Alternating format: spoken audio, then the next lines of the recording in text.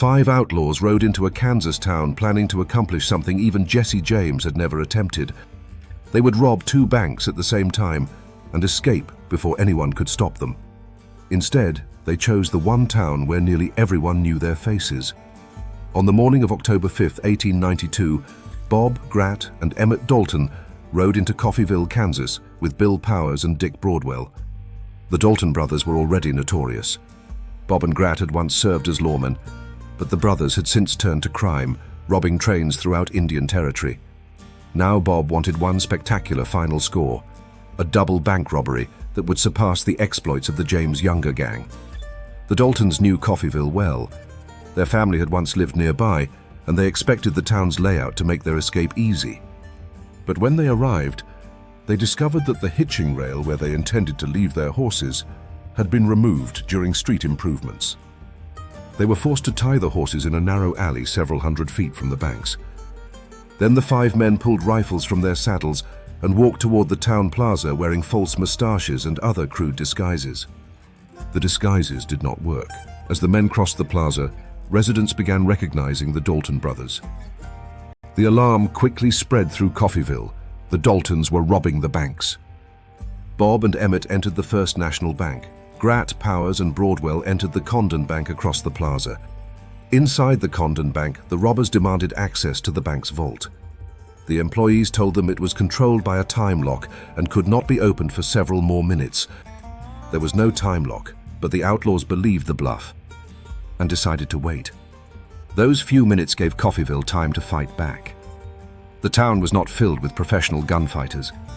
Even Town Marshal Charles Connolly was not carrying a weapon when the alarm was first raised. But nearby hardware stores opened their supplies, and residents grabbed rifles, shotguns, ammunition, and anything else they could use.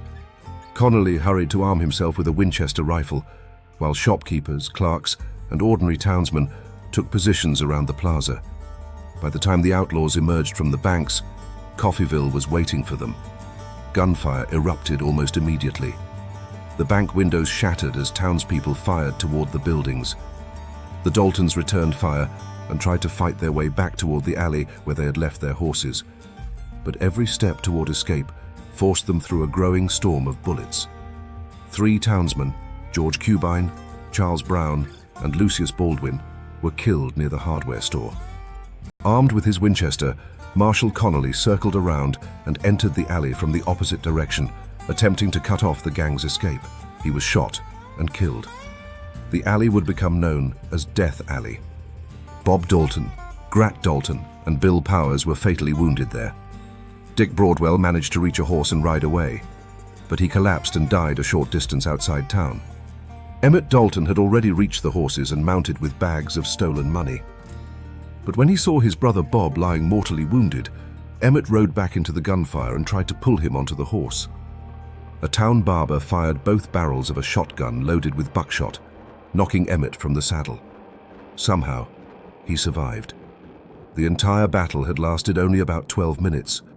4 of the 5 outlaws were dead, and the money the gang had risked everything to steal was recovered.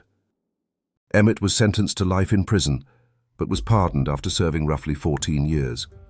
He later moved to California, wrote about his outlaw days, worked in real estate, and became involved in films about the Old West.